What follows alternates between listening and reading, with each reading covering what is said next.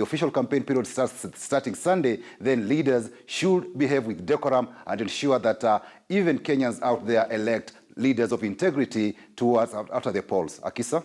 Patrick, thank you for that update. That's our senior reporter, Patrick Amimo, from our City Centre studios. Let's now head over to the coast, where Dr. William Kingi will now be Mombasa Governor Ali Hassan Joho's running mate in the gubernatorial race for Mombasa County. He was unveiled this morning by Governor Joho at a colourful event held in Mombasa town. Dr. Kingi is a human resource specialist and is the Dean of School of Business at the Technical University of Mombasa. Wana Mombasa, kwa uwezo wa Mwenyezi Mungu, tukimaliza kupiga kura tutaanza process ya kura. Naibu wa gavana ambaye nimempendekeza kwenu mtuunganishe tufanye kazi, Daktari William Kazungu Kingi.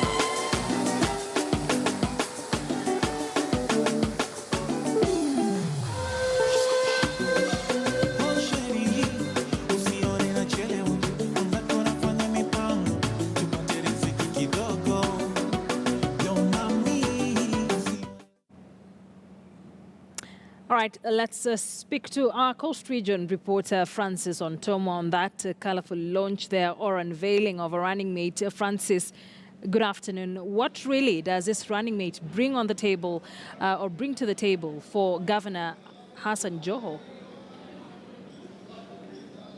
Well, thank you, Akisa. And it is that particular event that has now officially unveiled Dr. William Kingi as being now the running mate for Hassan Ali Joho. Of course, this position was previously held by Hazel Katana. They fell out, and now he has been replaced by Dr. William Kingi, an academician who has a specialty actually in human resource management, a man who has been described as having a vast experience in management, and a man who is deemed actually to be the perfect pair for Governor Hassan Ali Joho, according to some of the pundits that we've been speaking here to.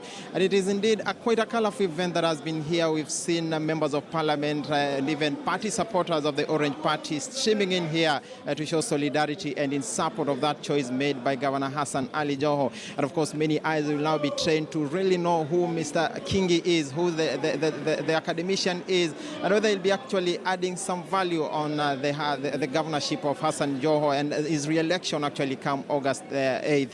And that is a subject that we will want to really delve into a little bit deeper with some political analysts here. Professor Hassan Mwakimako, a political analyst based here in Mombasa. I'll be bringing in now Bona Hassan. Welcome to KTN. Thank you very much. Let's begin by you've been in the academic world actually, and you've interacted widely with Dr. Kingi. Perhaps we could begin by, is he the perfect pair really to ensure the re-election of Hassan Ali Joho? First of all, I'd like to congratulate Dr. Kingi for being unveiled as the running mate for Hassan Ali Joho's governorship. And I'd like to say that Dr. Kingi is a performer. He's someone who, when he sets up on a mission, he ensures that he delivers. And this is because we have seen what kind of work he has done at the university. So as a professional, he sets up himself to perform a task and deliver successfully. So we hope that he will take these qualities that he had from the university and transfer them into the public office. Because you know the public office means somebody has to deliver services, particularly to the Wananchi. So we hope that he will transfer his skills in the university into public service. Yeah. Professor, does the choice of Kingi add value to Hassan Ali Joho? Because we have, of course, in the knowledge that this position was previously held by a woman. Now it's a man holding this position. How does this change the political landscape, perhaps? I think it is important for people to recognize that the position of a deputy governor does not necessarily need to be filled by a woman, but it needs to be filled by somebody who can deliver services to, or who can help in ensuring that there are adequate policies and the government functions to deliver on its mandate. So people need to look at what an individual can do irrespective of their sexes. And I think we already saw that the previous deputy governor was a lady, and we know that there were challenges in her performance. So I think this time around, a man has been appointed to take up that position, and let's hope that he manages to work in a team and manages to work for the people of Mombasa and deliver services to the people of Mombasa. So ideally is we need to ask our leaders to deliver, irrespective of whether they are males or females. It would have been interesting actually to have another female, but considering the previous experience, I think we can as well try a man this time around.